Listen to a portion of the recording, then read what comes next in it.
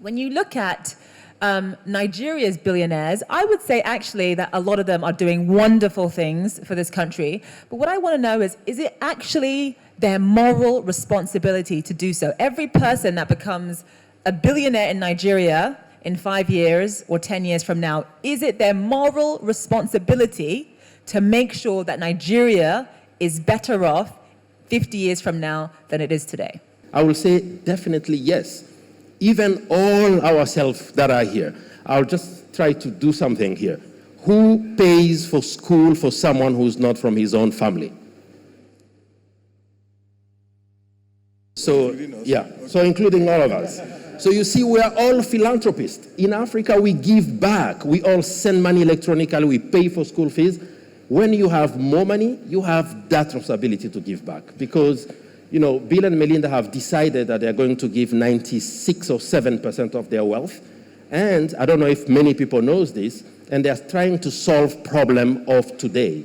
Because the Gates Foundation will close 20 years after the last of 2 of them died. Because they want really to take big issues like polio eradication, primary health care, you know, solving sanitation, solving energy, so that they can solve the problems. So the billionaire of Nigeria, today, problems in Nigeria, it's also their problem. They have a huge social moral responsibility to pay back. It is a job that needs to be done by all actors. And I think the big debate we had in the back is not that the necessary, the reality is that you have people who are willing to put the resources, and I know that, for example, the Bill and Melinda Gates Foundation are putting a lot of resources. You have a lot of companies that are wanting to do the difference. I know the World Bank also wants to do the difference. It's just how we make all of this work. And I think that's where the challenge is. I think the initiative is there. It's just how do we finally get together and make it happen. Until Nigeria begins to work to ensure that data and population and development activities are intentionally part of our policy making. By making use of all data, we will not get anywhere. It's like we're beating our fists in the air. Mm-hmm. We will know what to do with the money given to us, and there will be no way for them to, for even World Bank to monitor. Because if World Bank gives us 10 naira today, you don't know how many children we want to use that for.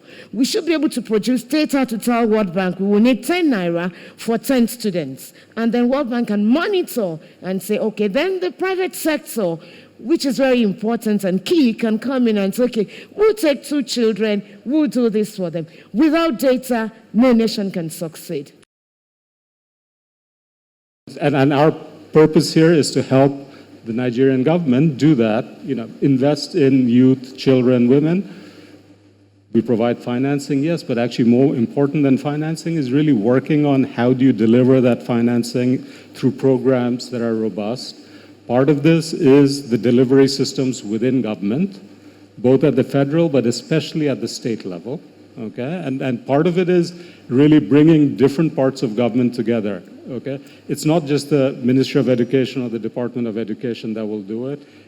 You have to ensure that, say, the parents can actually afford or have an incentive to send their kids to school. So that may mean having some sort of social safety net.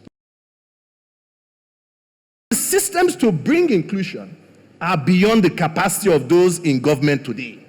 Can it be done? Of course it can be done. We do it every day in the private sector. How do we bring, one of the most important risks in Nigerian banking today is that over the past 10 years, we have shifted from a cash-based system, a check-based system of settlements, to an electronic-based system of settlements. So if you are looking at operation, it's not a negative thing, but today, trillions of naira are transacted by tens of millions of people, which was not the case a few years ago. So are you telling me that we can't create a virtual identity to capture 200 million Nigerians? It was the man that was selling us technology from Infosys. He sold technology to all the banks in Nigeria, made billions, and then went and contributed to his own country and created this other system where 1.1 billion Indians are now covered by virtual identities after 10 years. Of course we can do it. So my point is simply this. Do we have challenges? Yes, we do.